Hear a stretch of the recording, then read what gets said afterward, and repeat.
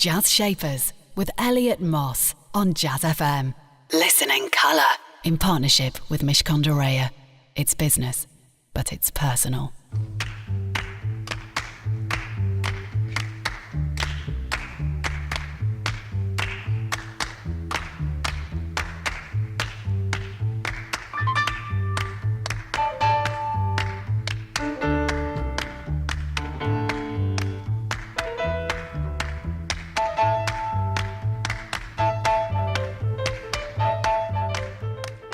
That was Dave Brubeck, the one and only, with Unsquared Dance. Good morning. Jazz Shapers here with me, Elliot Moss, on Jazz FM. Thank you very much for joining.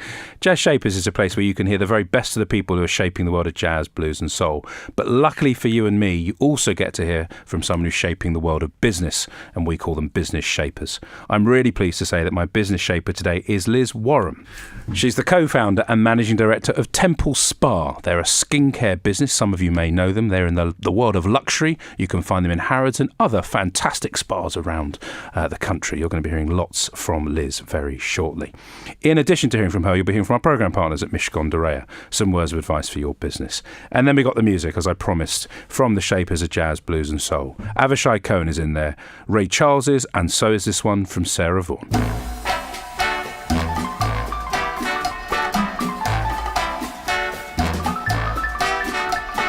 Never know how much I love you.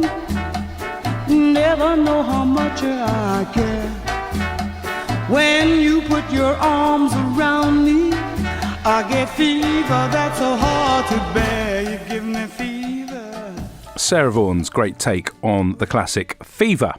This is Jazz Shapers, and Liz Warom is my business shaper today. Liz is the co-founder and managing director, the right title, and the right person sitting here right next to me. And she is, as I say, co-founder and managing director of TEMPLESPA. And TEMPLESPA, for those of you who know, will know them because you probably apply them to your face and your body regularly.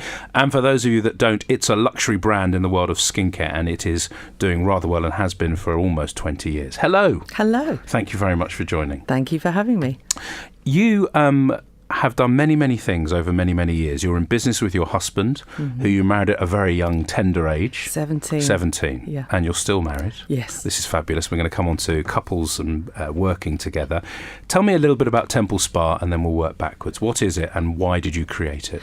Well, we just felt that having created and run businesses and brands for other people, that why not do it for ourselves? So very bravely, 18 years ago, we just came up with a fabulous concept called TEMPLESPA, and decided that we would try to do things differently with some edge, and put our passion and our love and our expertise and give it a go.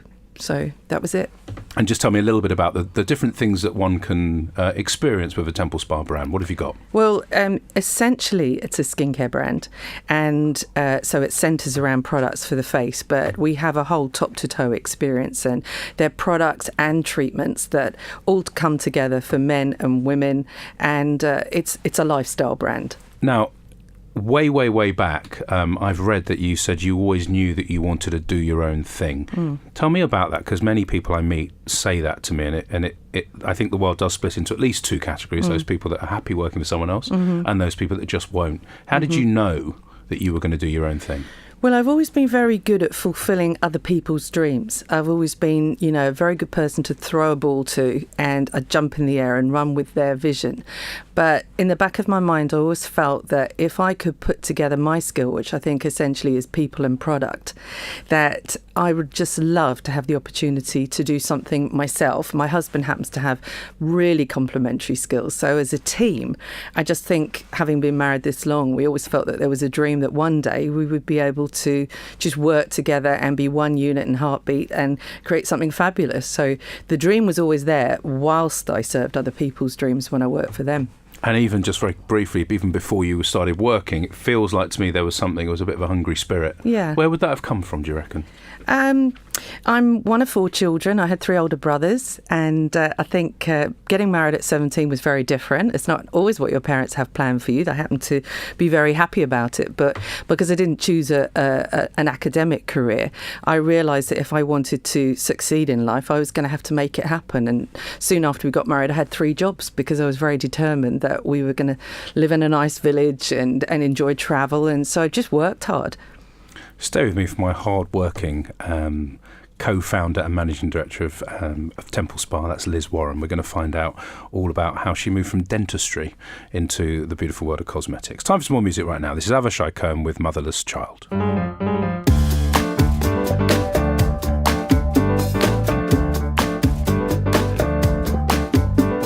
Sometimes I feel like a motherless child. Sometimes I feel like a motherless child. Sometimes I feel like a motherless child. A long way. Avishai Cohen with Motherless Child. I'm here with Liz Warom. And Liz Warom, as I said earlier, is the managing director, and she's also the co-founder of the TEMPLESPA brand. Millions of pounds of business, lots of them, running around making sure that people are enjoying themselves when it comes to their management of their skin and their regimes and all the rest of it. Behind this brand is a lot of passion, it strikes me. And if I'm right, your love of the Mediterranean, there was a little break that happened, and we'll jump around a little bit here. When you spent time, I believe you spent about 6 months in the Mediterranean between, I think it was the Virgin business, which we'll come to as well, and then this one. What happens when you're actually taking a break? Because you're obviously a hard-working person. Must have been quite hard to relax. But it seems like something popped in your head. Well, I'd worked since I was 16, and around the time I turned 40, we took a sabbatical for a year, and we had just worked continuously all of those years, as one does. But it was a little bit of a forced period of time. We were on a non-compete clause, so we couldn't stay within the industry. So we decided to turn that into something really positive. And we travelled, and we were literally took a one-way ticket to Calais, and we were driving in our car. And I remember looking at the map and seeing the blue sea at the bottom of France and saying to Mark, just get me down there as soon as you possibly can. And so we drove, and we got down there, and we connected with different friends and family, sometimes stayed in hotels, and literally unpacked ourselves emotionally, spiritually, physically, in every possible way. We had no clue really what we were going to do. And obviously we would talk about it quite a lot. And we ended that time of being in every country in the Mediterranean, realising that visually it is the most incredible region. You've got the beautiful architecture and landscapes, and our Mediterranean diet made us both feel an awful lot better. And I guess it was an epiphany moment. We were there, we were renewing our vows in Cyprus, and literally the day that we were going to do that at 6 o'clock in the evening, Mark had had an early morning swim, took this amazing photograph. He was swimming in a pool, and he took a photograph, and you could see the sky and the sea and the pool water. And he came back to the room and said, "What do you think of that?" And I literally just said, "Well, what do you think of the name TEMPLESPA?" And he, being him, just straight away phoned trademark lawyers and registered the name. And I'm just like, oh my gosh, it was only an idea. And that was the birth of it. And then we had to run with it. It felt very real. Do you think you'd have been able to come up with that without the space? Because I think that's obviously there's a moment where all the years of work that you've been doing, the world that you've been in, we're going to come to the Body Shop and working with Anita Roddick a bit later, and the Richard Branson experience with setting up the Virgin VA business. If you hadn't had that break and that space to just see what was around you, would we be having this conversation now? And if the answer is no, how do people inject a bit of space when they're super busy, either running a business or thinking about moving from their job to a business? Well, it's a good question. I think that we wouldn't have been able to think of TEMPLESPA because we were so immersed in other businesses. And you give yourself entirely, well, I certainly have always given myself entirely to the company or the business that I'm with. But within the context of that, I am an ideas person, and I've got a lot of mental chatter. So actually it's quietening down that mental chatter and sorting through the dross and pulling out the nugget of an idea and seeing one that's got legs that you can run with. And I've always I actually love taking baths, and now I have the products to really enjoy those baths. But, I've always felt that to take 10, 15 minutes just to shut out the world and just take some time out, it could be a walk, it could be anything. I just think all of us are just running a million miles an hour. And if you want to be an ideas person and sort out your vision and where you're going, you absolutely need space to do that. It might not be 6 months, but it might be 6 minutes or 6 hours. Take some space today. That's the advice. Take a few minutes and then the ideas will emerge, we hope. Yes. Stay with me for much more from my business shaper today. That's Liz Warom, Managing Director and co-founder of TEMPLESPA. Before that, some words of wisdom, I hope, beyond taking space, which is a very good bit of advice. That's from our programme partners at Mishcondrea for your business. My name's Andrei Yurkiu. I'm a partner in the competition group at Mishcondrea. Now, competition law, you may be thinking this is to do with winning a prize. No, this isn't what we do. This is trying to help businesses, large and small, with problems that they encounter in their day-to-day business dealings. Now, one of the issues that we very regularly are asked to advise on is when you have a new startup is trying to make a name for itself in the market. And sometimes the existing players will all have a cosy chat and decide there's not enough room for a new business coming in here, and they might decide to engage in a campaign of activity to make it harder for you to develop your business. It's the classic David and Goliath story, and very often we can use the tools available under the competition rules to help small businesses who feel that they're being kept out of a market. A classic example could be a new broadband provider who comes in and finds it's very, very expensive for them to access a relevant network. Well, we may be able to find out for you that actually the price you're being charged is far more expensive than it should really be. And obviously, your costs are going to be very important to you. They're going to be very key to you making a profit. Jazz Shapers on Jazz FM. In partnership with Mishcondrea. It's business, but it's personal. You're listening to Jazz Shapers here with me, Elliot Moss. I'm very privileged because I get to meet people who are doing really interesting things in the world of business. If you've missed any of the previous programmes, go into iTunes, put in the words Jazz and Shapers, you can find some there. British Airways, High Life, another destination, and one more just for the road, cityam.com. Right now, right here, Liz Warom is my business shaper. She's the co-founder and managing director of TEMPLESPA, the skincare business. Liz, we've been talking about space and all that, and it obviously in your life up until the point where you created this business, there was not much space. You were running at things. You've done various numbers. You realised that being a dental nurse wasn't going to put you in the manner that you wanted to be accustomed to. It wasn't financially going to be for you. I know that you then built another sort of business up with thousands of people in tow. You were a top consultant, I believe, and you were based in recruitment and all those things. The thing that then hits me is obviously you moved into the world of cosmetics, and that's where your heart is, I imagine. Tell me a bit about the Body Shop, because of course Anita Roddick, one of our famous and sadly now passed away heroines of the world of business and heroine campaigners, and the Body Shop is still going strong. What's it like working for a person like that?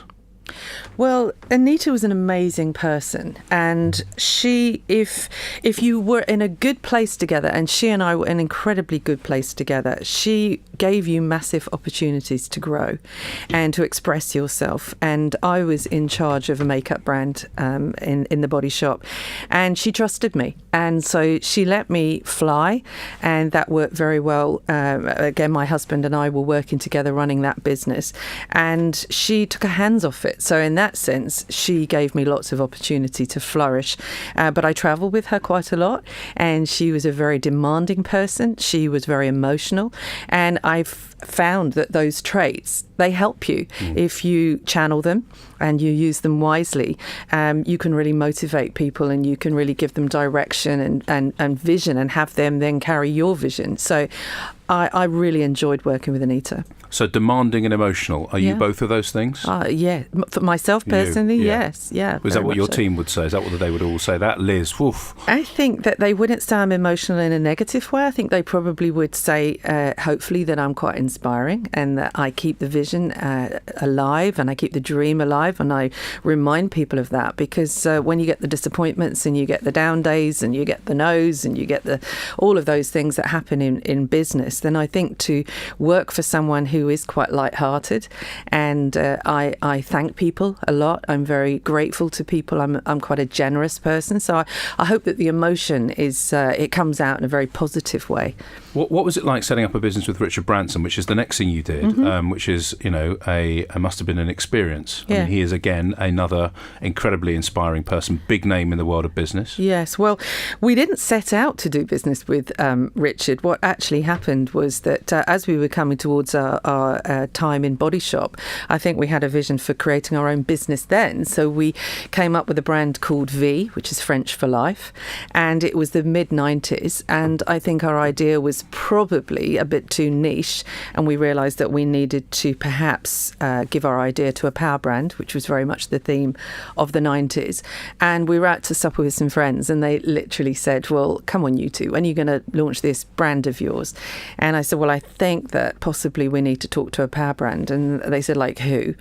And we kind of said Nike and things like that. And then I said Virgin, and the whole table laughed and said, oh, so you're going to get hold of Richard Branson. And again, being that daughter of, 3 older brothers, it's like, don't tell me I can't do something, I'll show you. And literally within 2 weeks, we were sitting in his house in Holland Park, given our 20-minute slot to sell the idea in. And he probably spent the first 10 minutes asking us about how on earth did we manage to work with each other as a married couple 24/7. And then he said to me, you remind me of someone, and that apparently was Lulu. And we hadn't even got our business idea out at this point. So 2 hours later, he just kind of put the name together and said, V, Virgin V. Yeah, that sounds great. Why don't we do this? And that's how it happened. And you did, and there you go. You've got to go for it and make sure. Don't be careful not to push Liz Warom and say she can't do something, because you know what's going to happen. Yeah. Stay with me for much more from her. She's my business shaper today, talking all about her journey and what she's been up to. Time for some more music right now. Ray Charles and George on My Mind.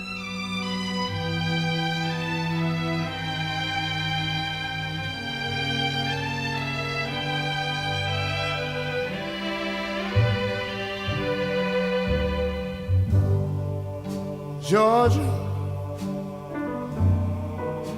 Georgia, the whole day through. That was Ray Charles with the lovely, thoughtful Georgia on My Mind. Liz Warom's my business shaper today. If you haven't heard, I'm going to tell you again. Managing Director, co-founder of TEMPLESPA. The business that you set up with Richard Branson, it went well. You got backing. You personally had to go out and raise the money to actually launch this brand. Yes, that was a little surprise. Yeah, here you go. You're saying, you can have my brand, but I'm not going to give you any money. Well, kind of. I think the plan was that he was going to use his money, and then I think what was happening economically was it seemed to make better sense for us to set up a shell company and to actually go on AIM.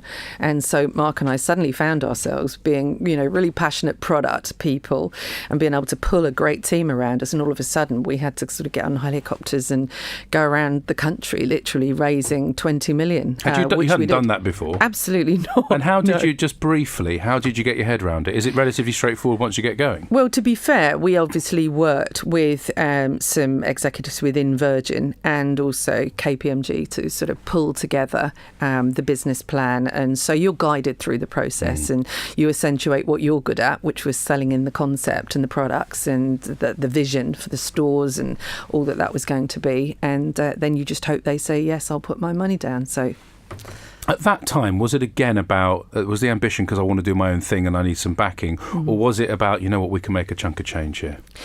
Well, of course, one hopes that, when you approach a business like that, you hope that you'll get a good shareholding. But that isn't really what, we have never chased money. That is not what drives us. I think at the time, we probably started out thinking it was for us. And then soon you discover that you're part of a machine and you flow with it until such time, as you've gained your training, you've gained some success, and it was a huge success. And then one day you just think, well, actually now maybe we've done this for other people for 3 or 4 times now. It's time for us to do this for us, which is, how we came up with Temple Spa. Stay with me for my final chat with Liz. Plus, we'll be playing some music from the Blackbirds. That's after the latest traffic and travel here on Jazz FM. Jazz Shapers on Jazz FM. In partnership with Mishkondareya. It's business, but it's personal.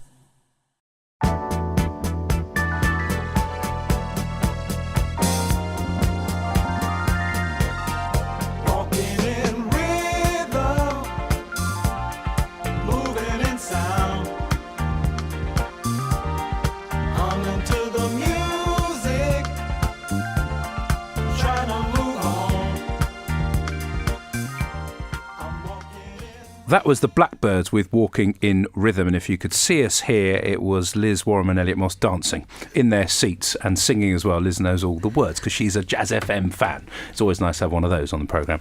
Liz, if you didn't know, is Managing Director and co-founder of Temple Spa. We've been talking about all sorts of things from Mr. Richard Branson to Mrs. Anita Roddick, and now we're going to talk a little bit more about that moment. You had the epiphany. I'm going to go back then. You also had to put some money in when you set this business up, £250,000. Yeah. You really did back yourself. Was it just because it was time, Liz? Was it just like, do you know what, we're going to be good? Or was there still a nervousness? Well, I think I live with nervousness. It actually drives me. That sense of dissatisfaction is, I think, a very positive thing, and nervousness goes with the territory. But I think if we'd have known how big it was going to be, we probably would have walked to the mountain and thought, oh, maybe not. But I don't think we knew that there would be a price. We knew that the price would be sacrifice and that we would have to get our heads down. I had managed a very large team in Virgin. We had lots of people doing lots of things, and all of a sudden you wake up and it's the 2 of you, and that's a bit sobering. But you make it happen. And I think because there was just 2 of us, frankly, there's no politics, and so you just get on with it. You want to make each other successful. You want the business to be successful. So we took our seed fund, which was pretty small in comparison to most businesses. It was about $250,000, and we knew we wouldn't earn any money for 3 years. And so it just forces you. We just work 7 days a week, tirelessly and focused. And then suddenly there's daylight. It's like someone actually says, yeah, we'll go with you, and you get your breakthrough. In that relationship that you have with Mark, your husband, obviously it's super successful and productive.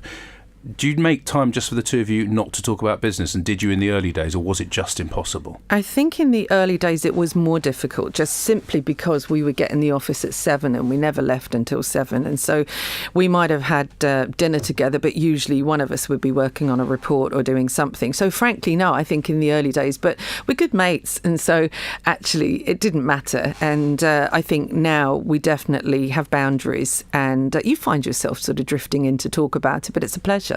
It's not a stress, it's a fabulous thing. We love it. Just thinking about looking forward, just before we go to your song choice, in terms of the thing that really matters to you most as a person, what is that right now as you look forward to the next few years? I'm just very centred on people. I have a passion for people. I work in a predominantly female organisation. We have about 2,000 franchisees that are private consultants and take our products into private homes. And I love them, and I know that I'm a mentor, and I know that I'm a figurehead for them, and I take that very seriously.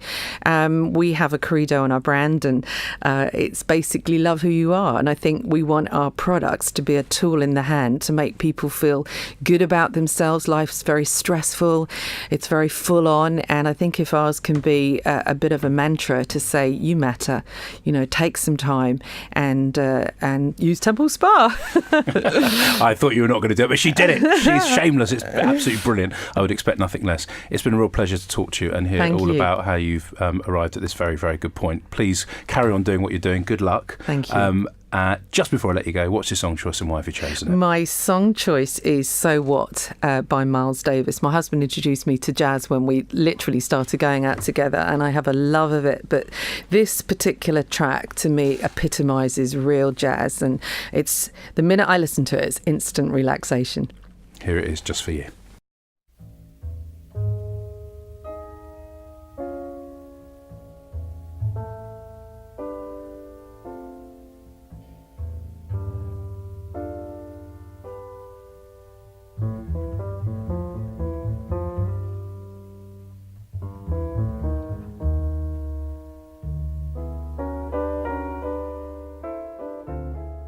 That was Miles Davis with So What, the song choice of my business shaper today, Liz Warom.